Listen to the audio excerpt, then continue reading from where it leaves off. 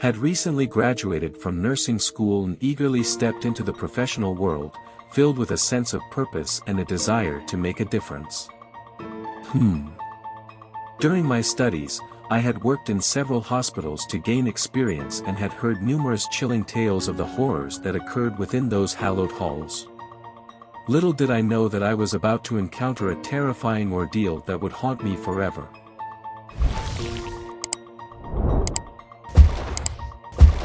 It was the 20th of February, a Tuesday, and I had just arrived for my night shift. The hospital was quiet, enveloped in an eerie stillness that only nighttime could bring. My fellow nurses and I had all settled down, taking over from the evening shift. The handover report was brief, and I began my rounds, ensuring the patients were comfortable and attended to. As I made my way through the dimly lit corridors, a sense of unease washed over me. The stories I had heard lingered in my mind, playing tricks on my imagination. I tried to shake off the unsettling feeling and focused on my duties. It was during one of my routine checks that the true horror began to unfold. I entered the room of a woman who relied on oxygen to breathe. The soft hum of the machine filled the space, punctuating the silence. As I adjusted the tubes and checked the oxygen levels, a chilling breeze swept through the room, causing a shiver to run down my spine. I turned my head, expecting to see an open window, but to my dismay, all the windows were tightly shut. Trying to rationalize the sensation, I convinced myself that it was just a draft from the air conditioning system or perhaps a trick of the mind. However, as I turned back to the woman, I caught a glimpse of movement out of the corner of my eye. I quickly spun around, but there was nothing there. Just an empty hallway, devoid of any signs of life. Heart pounding, I continued with my duties, hoping to put the incident behind me. But as the night wore on, the occurrences became more frequent and more disturbing. Shadows flickered in the corners of my vision, and whispers echoed through the hallways, their words indiscernible yet undeniably haunting. Each time I felt that chilling presence pass beside me, I would turn, only to be met with emptiness. It was as if an unseen entity was toying with me, its malevolent intentions growing stronger with each passing moment. Fear clung to me like a second skin, making it increasingly difficult to focus on my responsibilities. The other nurses seemed oblivious to my torment, going about their duties as if nothing was amiss. I contemplated confiding in them, but the fear of being dismissed as simply a paranoid new nurse kept me silent. I was alone in this nightmare, trapped within the confines of the hospital's cold walls. As the night neared its end, the encounters intensified. I heard agonized cries echoing through the corridors, as if tortured souls were trapped within the hospital's very foundation. The air grew thick with a sense of impending doom, and I could no longer deny the sinister presence that enveloped the ward. With trembling hands, I completed my final tasks and prepared to leave, desperate to escape the malevolence that had consumed the hospital. As I stepped into the elevator, the doors closed behind me, and I caught one last glimpse of the hospital's desolate interior. Suddenly, the elevator jolted to a halt, and the lights flickered ominously. Panic welled up inside me as the realization dawned that I was trapped, alone, in this nightmare. The whispers grew louder, their words now taunting and menacing. The elevator's doors creaked open, revealing a corridor cloaked in darkness. Summoning every ounce of courage, I stepped out of the elevator into the abyss of the darkened corridor. The flickering lights cast eerie shadows that danced along the walls, distorting the already disconcerting environment. The air grew heavy with an indescribable presence, as if unseen eyes followed my every move. Fear and trepidation coursed through my veins, but I knew that my only chance of survival was to confront whatever malevolent force lurked within the hospital's depths. With trembling hands, I reached for the small flashlight in my pocket and flicked it on, its feeble beam piercing the darkness ahead. As I cautiously made my way through the labyrinthine halls, a sense of foreboding grew within me. Doors lined the corridor, closed and forbidding, their surfaces marked with faded signs and patient names. It felt as though each room held a hidden secret, a tale of suffering waiting to be unearthed. Whispers continued to echo through the empty spaces, their voices growing more distinct, filled with anger and despair. I strained to make out the words, my heart pounding in my chest, but their meaning remained elusive. The very fabric of reality seemed to twist and warp, as if the hospital itself had become a malevolent entity, feeding off the fear and anguish that had stained its walls. Lost in the maze of fear and uncertainty, I stumbled upon a door that stood slightly ajar. A cold breeze emanated from the crack, causing a shiver to run down my spine. Curiosity mingled with trepidation, compelling me to push the door open and step into the room beyond. The room was dimly lit, a single flickering light bulb dangling from the ceiling. The air was thick with the smell of decay, and a cold mist hung in the stagnant atmosphere.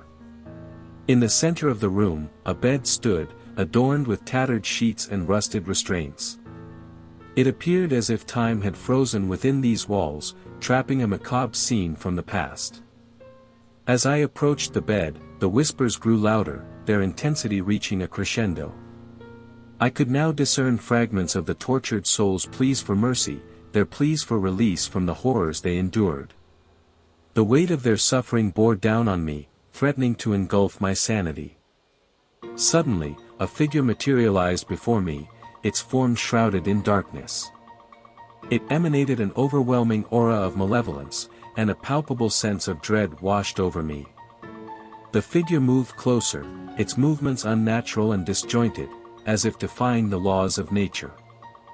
I wanted to flee, to escape this nightmare, but an invisible force held me rooted to the spot. The figure's piercing gaze locked with mine, and a voice, cold and laced with malice, reverberated through the room. "Welcome to the abyss of your own making," it hissed, its voice echoing with the torment of countless lost souls. "You seek to uncover the secrets that lie within these walls. Prepare to face the consequences of your curiosity." The figure extended a spectral hand, and tendrils of darkness snaked their way towards me. Terror surged through my body, but a spark of defiance ignited within me. I refused to succumb to the horrors that plagued this place. Summoning all my strength, I raised my flashlight and directed its beam towards the figure. The light pierced through the darkness, causing the figure to recoil, its form dissipating like smoke in the wind. The room trembled with a mix of rage and defeat. With the figure vanquished, the whispers ceased, and the oppressive atmosphere lifted. I stumbled back, gasping for breath, my mind reeling from the encounter.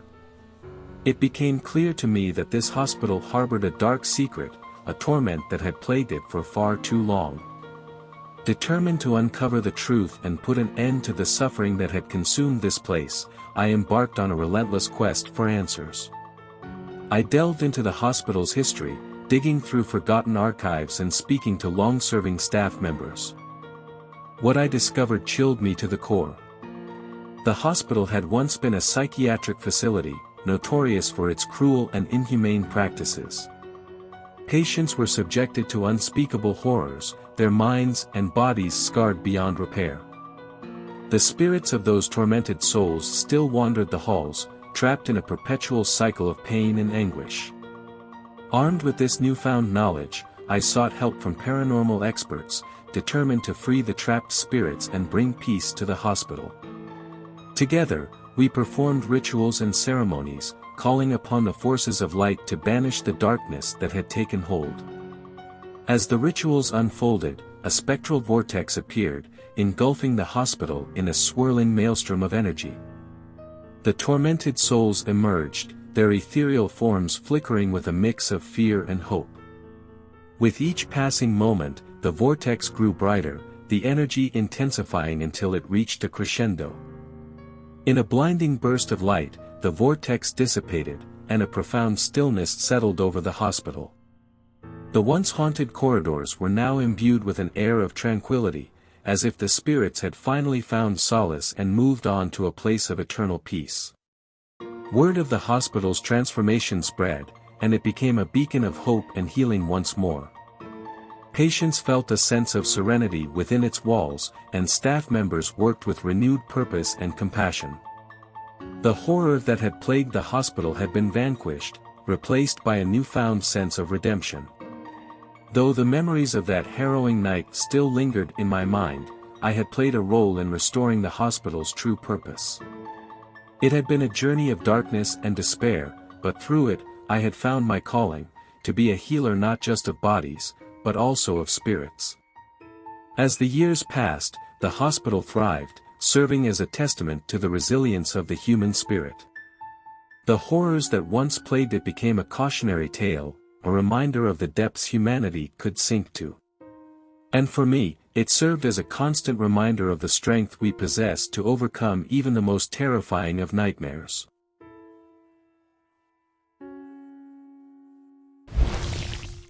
I had worked as a gate man in the hospital for 11 long years, standing as the first line of defense between the outside world and the mysterious corridors within. Over the years, I had witnessed the comings and goings of countless patients, staff, and visitors, each with their own stories and reasons for being there. But on this particular day, a sinister incident would shake me to my core. It was around 1 a.m. in the morning, a time when the world slept, and the hospital appeared to be submerged in an eerie silence. The night had cast its dark veil over the premises, shrouding it in an atmosphere of uncertainty. I had become accustomed to the occasional sounds of the night, a rustling breeze, the distant hoot of an owl, but what I heard that night was like nothing I had ever experienced before. A loud crash reverberated through the air, coming from the backyard of the hospital. My heart skipped a beat as fear gripped me, tightening its icy grip around my chest. With a trembling hand, I reached for the flashlight that hung from my belt and cautiously made my way towards the source of the disturbance. As I approached the backyard, the scene before me filled me with a sense of dread. Broken glass and shattered equipment littered the ground, evidence of a violent impact. The air felt heavy, as if charged with an otherworldly energy. I shone my flashlight around, scanning the area for any signs of life or what could have caused such destruction. Then, in the beam of light, I saw it, a figure hunched over amidst the wreckage. Its form was twisted and contorted, its movements erratic and unnatural. I felt a chill run down my spine as I realized that this was no ordinary intruder or accident. Something sinister had invaded the hospital grounds, something beyond comprehension. As I cautiously approached, the figure turned towards me, its eyes reflecting an unholy glow. Its face was contorted with anguish and malice, a visage that seemed torn between the realms of the living and the dead. A surge of adrenaline coursed through my veins, and my instincts screamed at me to flee. But something compelled me to stay, to face this unimaginable horror head-on. The figure let out a guttural growl, a sound that sent shivers down my spine. It lunged towards me with inhuman speed, its movements defying the laws of nature. I barely had time to react, but instinct took over, and I swung my flashlight at the figure, hoping to ward it off. To my surprise, the beam of light seemed to repel the creature, causing it to recoil in agony. It emitted an ear-piercing screech that echoed through the night, as if the sound itself held the anguish of 1,000 tormented souls. As I held my ground, the figure retreated, disappearing into the shadows from whence it came. Breathing heavily, I stood there, bewildered and shaken by the encounter. The hospital, once a place of healing and solace, now harbored an unspeakable evil. It was clear that this was no ordinary haunting, no mere ghostly apparition. Dark forces had taken hold, and the hospital had become a battleground between the realms of the living and the dead. Word of the incident spread throughout the hospital, and a sense of unease permeated the air.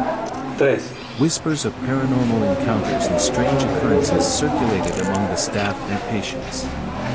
Many chose to dismiss it as mere superstition, but those who had witnessed the horrors firsthand knew the truth. In the weeks that followed, the hospital became a place of constant unease and fear.